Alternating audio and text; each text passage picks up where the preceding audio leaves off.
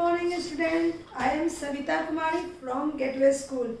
आज मैं वर्ग 3 क्लास के बच्चों को चैप्टर 3 क्लास के स्टूडेंट को चैप्टर 3 पढ़ाने जा रही हूँ हिंदी में। पिछले क्लास में हम लोगों ने चैप्टर 2 के प्रश्न उत्तर सॉल्व किए थे, जिस कहानी का नाम था सेखी बाज मक्खी। आज चांद वाली अम्मा। चांद वाली अम्मा किसको कहते हैं? अम्मा का मतलब माँ होता है। चांद वाली, आप लोग चांद को ध्यान से देखेंगे तो चांद में ऐसा लगता है कि एक बूढ़ी औरत झाड़ू पकड़ के बैठी हुई है। वो वैज्ञानिक दृष्टिकोण से कुछ और है, लेकिन अगर काल्पनिक दृष्टिकोण से देखा जाए तो हमें ऐसा प्रतीत होता है। चांद वाली अम्मा एक कथा है जिसे हम लोग काल्पनिक कथा कहते हैं। इस कथा में क्या बताया गया है, इसमें क्या होता है, उस कहानी को पढ़ते हैं और पढ़ने के बाद आनंद लेते हैं।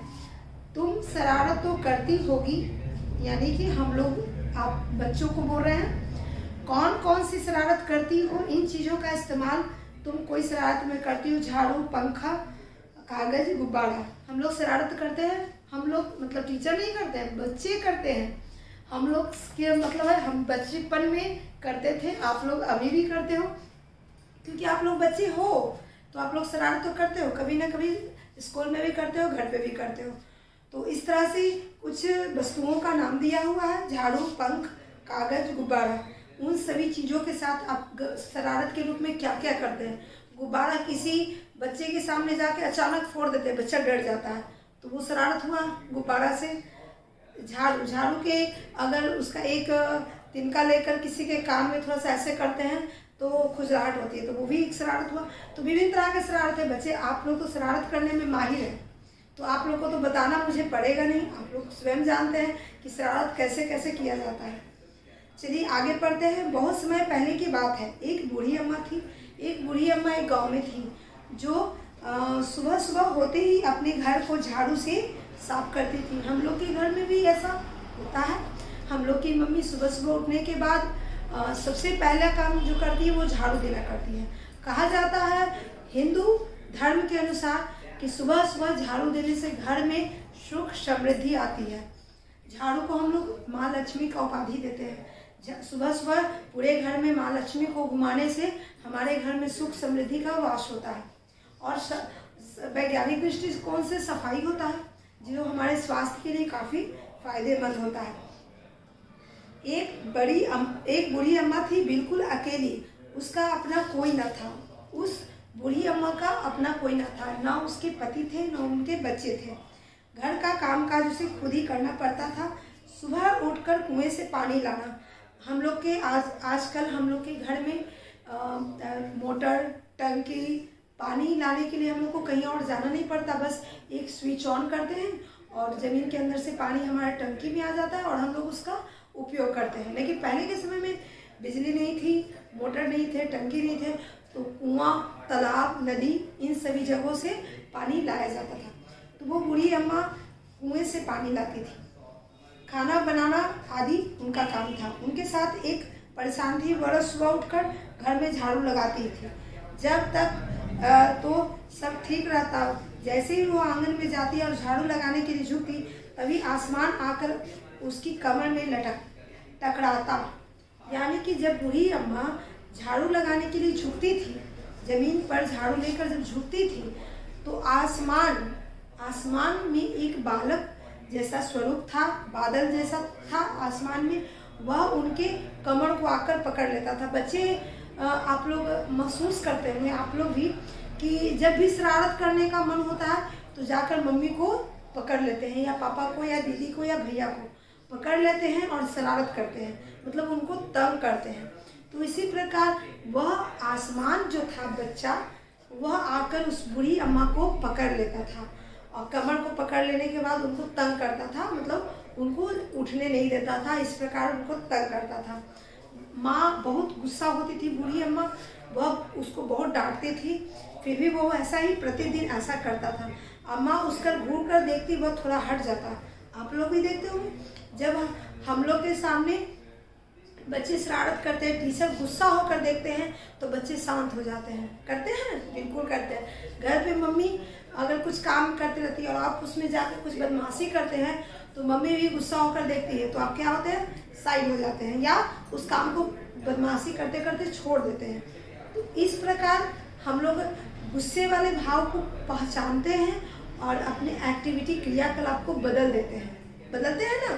तो उसी तरह से वो अम्मा को तंग करता था और जब अम्मा गुस्सा होकर उनको देखती थी तो वह उस शरारत को थोड़ा कम कर देते थे, पीछे हट जाते थे और जैसे वो शांत हो जाते थे फिर वो शरारत करने लगते थे।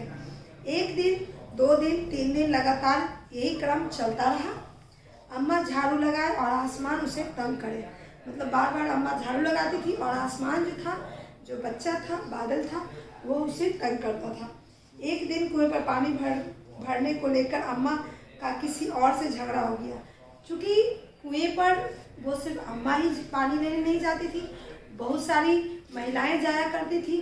तो उन महिलाओं में से किसी एक से उनसे झगड़ा हो गया किसी बात को लेकर। स्त्रियों में ऐसा मैक्सिमम होता है कि एक जगह होती हैं तो पहले मैं पानी भरूंगी, पहले मैं भरूंगी, तो इस बात को भी लेकर कभी कभी कुछ कहा सुनी हो जाता है। तो इस प्रकार उनका झगड़ा हो गया। वह झाड़ू उठाकर आंगन में गई और जैसे ही झुकी आसमान में अपनी आदत के अनुसार उसे फिर छेड़ा। जैसे ही वह झाड़ू लेकर झुकी आसमान ने फिर छेड़ा। उस दिन अम्मा बहुत गुस्से में थी तो गुस्सा वो किस पे उतारती, आपको पता होगा कि जब घर में मम्मी या पापा गुस्सा होते रहते हैं तो हम लोग उनसे कोई सवाल जवाब नहीं करते या उनके सामने कोई शरारत नहीं करते। क्यों?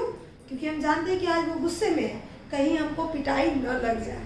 तो इसी प्रकार वो बच्चे, वो आसमान जो था, बादल था, जो बच्चा था, वो उनको तंग करने के लिए आया। जैसे ही गुस्सा में देखा तो वो थोड़ा पीछे हटा, लेकिन इसी क्रम में वह थोड़ा तंग करने लगा। अब अम्मा तो बहुत गुस्से में थी। अम्मा ने आप देखा ना ताऊ और कसकर एक झाड़ू आसमान को दे दिया। झाड़ू उनके हाथ में था, उसने आसमान को एक झाड़ू दे दिया, मारी, आसमान झट हट गया, पर वह भी अपनी आदत से मजबूर था। दूसरी बार फिर अम्मा को झुकते ही टक्कर मारने लगा। अम्मा फिर पूरी ताकत से उसे वार की, यानी कि जैसे ही शरारत उसने दोबारा किया, अम्मा ने दोबारा झाड़ू उसको मारना शुरू कर दिया। आसमान को शरारत सूझी। देखो, इतना पिटाने के बाद भी आसमान को और शरारत सूझ रहा है, क्योंकि वो जान रहा है कि अम्मा अभी आज गुस्से में है तो इसको तंग करे। और तो इस प्रकार उसको और शरारत सूझी। उसने झाड़ू को कस के पकड़ लिया और पकड़कर वो छोड़ नहीं रहा था। इधर अम्मा भी थी, झाड़ू को कस के पकड़ी तो छोड़ो, आज तुमको मैं पीटूंगी। और वो बच्चा, आसमान जो बच्चा था, वो झाड़ू को छोड़ नहीं रहा था। इस प्रकार दोनों में बहुत खींचातानी हुआ, न वो छोड़ रहे थे न वो छोड़ रही थी। तो इस प्रकार वो करते करते आसमान ऊपर की ओर खींचने लगा। तो झाड़ू पकड़ के वो ऊपर की ओर जाने लगा। जब झाड़ू पकड़ के वो ऊपर की ओर जाने लगा तो बूढ़ी अम्मा भी झाड़ू पकड़ी हुई थी, वो भी उसके साथ ऊपर की ओर जाने लगी। इस प्रकार खींचातानी करते करते अम्मा आसमान में पहुंच गई। आसमान में कहाँ पहुंची? चांद पर। चांद पर जैसे ही अम्मा पहुंची, झाड़ू को लेकर वहाँ बैठ गई और बोली कि आज मैं तुमको छोड़ूंगी नहीं, यहीं बैठकर तुम्हारा इंतजार करूंगी। और चांद पर ले जाकर वो आसमान अम्मा को छोड़ दिया, उसे छोड़ दिया। आसमान ने कहा, अम्मा अब मैं तुम्हें नहीं छोड़ूंगा, मैं चलूंगा ऊपर, वही झाड़ू लगाना। मतलब बच्चा उसको आसमान में ले जाकर चांद पे छोड़ दिया और बोला कि अब तुम यहीं पर झाड़ू लगाना।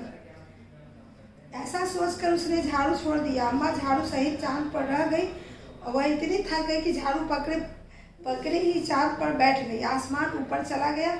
उस दिन से आज तक बूढ़ी अम्मा झाड़ू लेकर आसमान में चांद पर बैठी हुई है। यानी कि जो कल्पना हम लोग चांद को देख के करते हैं, आज उस कल्पना को एक कहानी के रूप में प्रस्तुत किए। यानी कि जब हमसे बच्चे पूछे, कोई छोटे बच्चे, कि चांद पे वो क्या दिख रहा है, तो कहते हैं झाड़ू वाली अम्मा दिख रही है। तो वो वहाँ कैसे पहुँची, तो इस कहानी को हम लोग बताते हैं। तो उस कल्पना को हम एक कहानी के रूप में परिवर्तित कर दिए हैं और इस कहानी के माध्यम से हम लोग जानते हैं कि चांद पर जो दृष्टि कल्पना दिखाई देती है वो क्या है? झाड़ू वाली अम्मा। चलिए, इस कहानी को आप लोग पढ़ें, समझें, अच्छा लगा होगा, बहुत आनंद आया होगा। आप अपने घर में भी इस कहानी को छोटे भाई बहन को सुना सकते हैं। तो चलिए, इस कहानी से जुड़े जितने भी सवाल हैं उसको अगले वीडियो में आप लोग बना कर रखिएगा। मैं नहीं बनाऊंगी, क्योंकि आपको इस कहानी को समझने में बहुत आनंद आया, तो कोशिश कीजिए कि आप खुद बनाइए। उसके बाद जहाँ पे भी जो कठिनाई होगी तो फिर मैं तो हूँ बताने के लिए, इसलिए कोशिश कीजिए। उसके बाद मैं अगले वीडियो में आपको इससे जुड़े जितने भी सवाल हैं मैं बोर्ड पे बताऊंगी।